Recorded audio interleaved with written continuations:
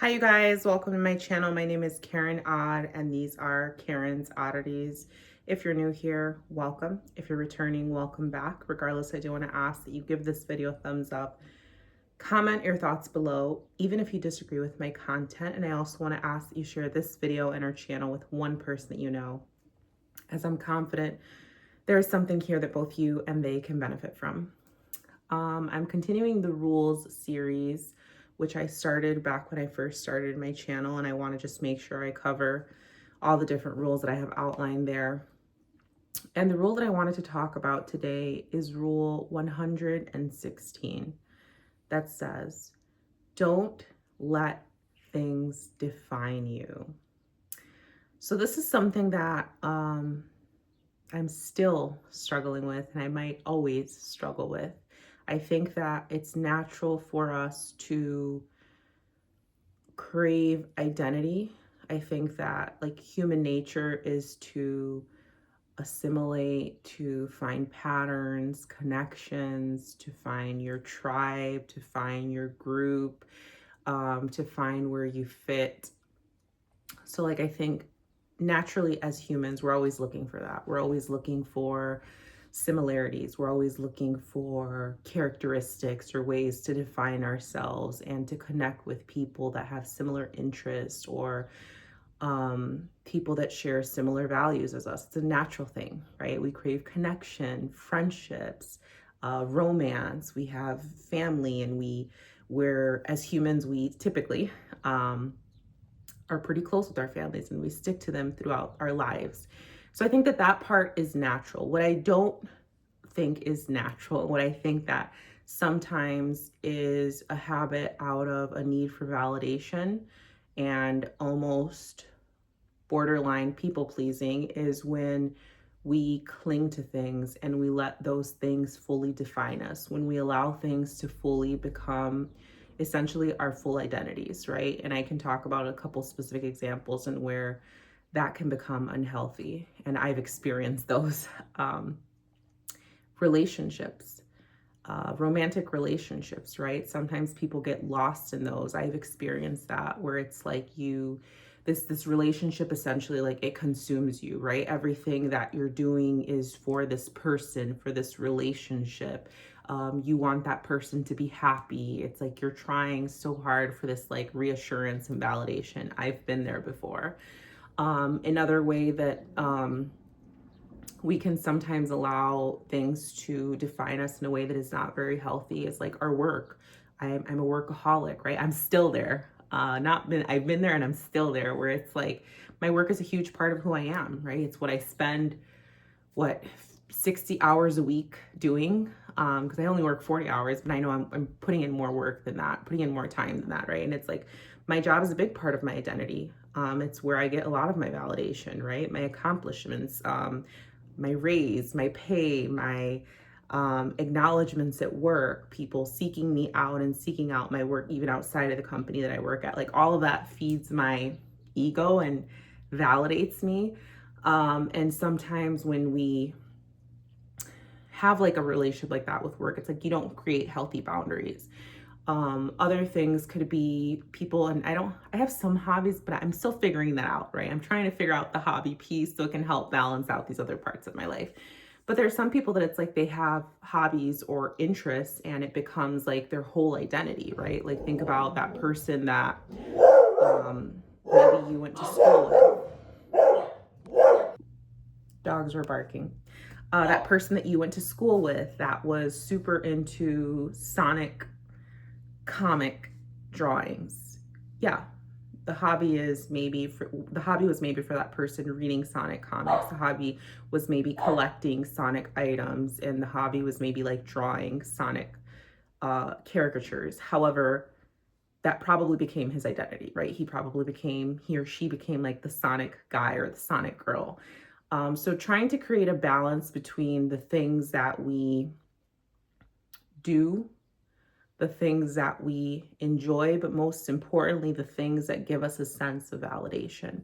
That's when it gets tricky, right? When you are someone that is lacking validation, when you are someone that is in need of reassurance because you're lacking individual self-love, that is where you can teeter into the danger end, right? The danger end where this thing outside of you, whether it's a tangible thing like an item, a hobby, or an intangible thing like a feeling that this relationship or person gives you, when you are lacking the self-love, assurance, and validation that you need internally for yourself, and you find something that gives you that, it is a very slippery slope to get lost in it. It's a very slippery slope to dedicate your whole life to it, to overextend yourself, to not create boundaries, to say yes just because you're so desperate for that feeling of connection, that feeling of love, that feeling of fulfillment that you can't seem to find any other way.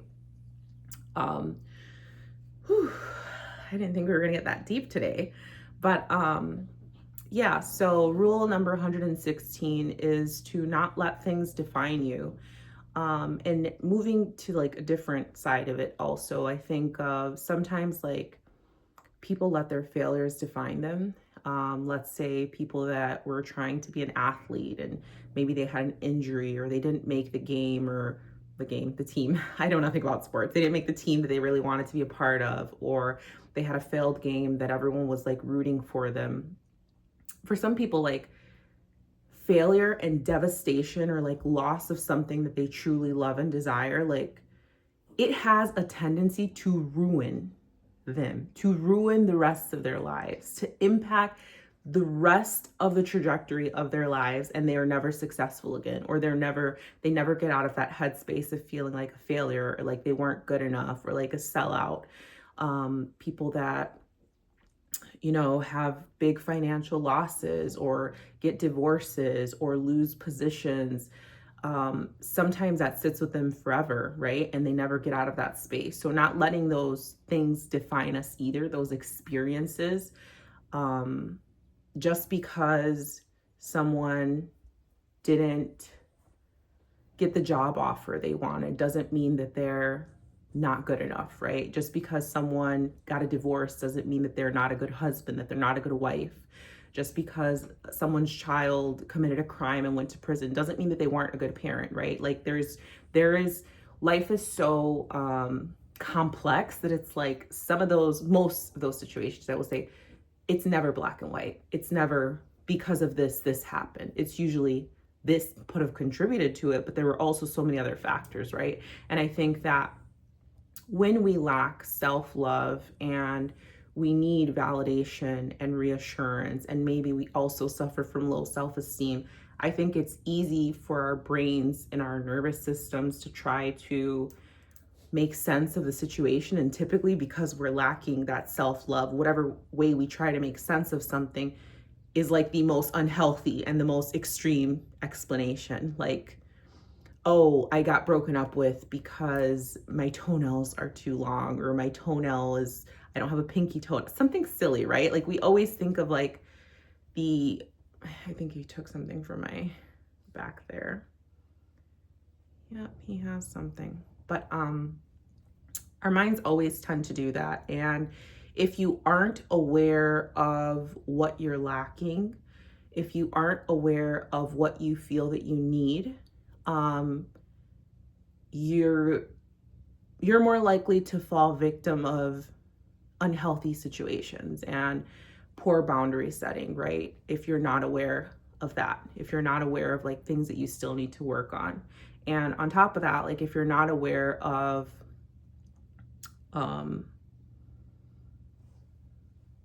just like your patterns and your habits, then you could just stay stuck there, right? So I think that life is a complicated journey where we're all, look at this guy, where we're all learning how to survive and live with and through the things that we have experienced, the things that people have done to us, the things that we've done to others, our failures, our accomplishments. Like it's just this weird mush of a bunch of stuff.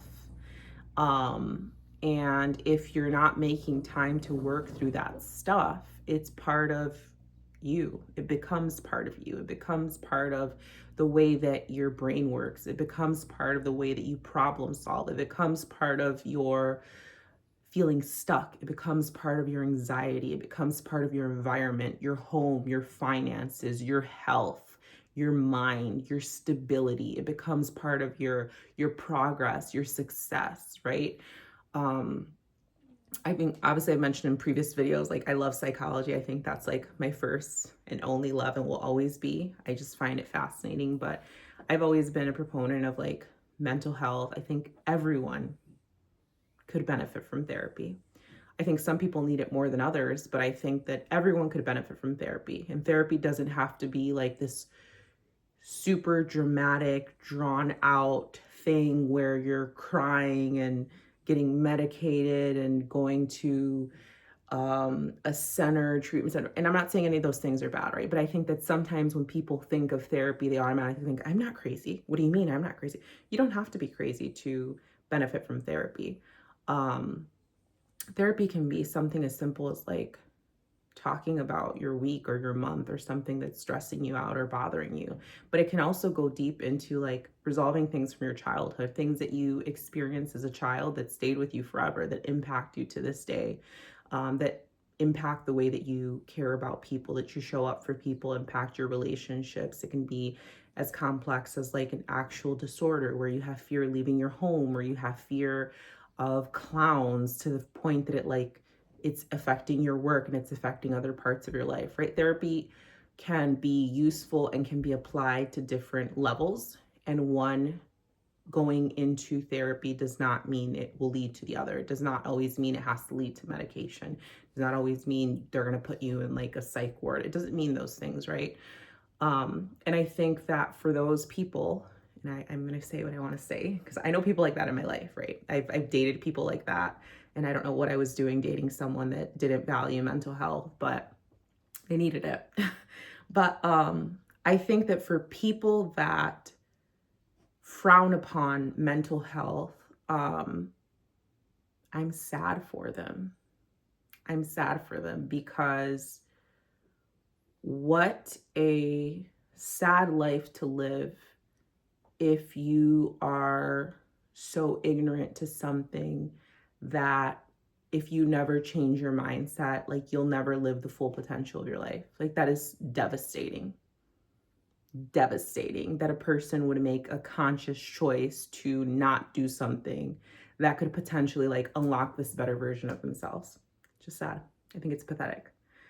But that's that. This video took a turn. I hope you guys enjoyed this video. I just wanted to make a quick video before I get ready to go out for brunch with my friends.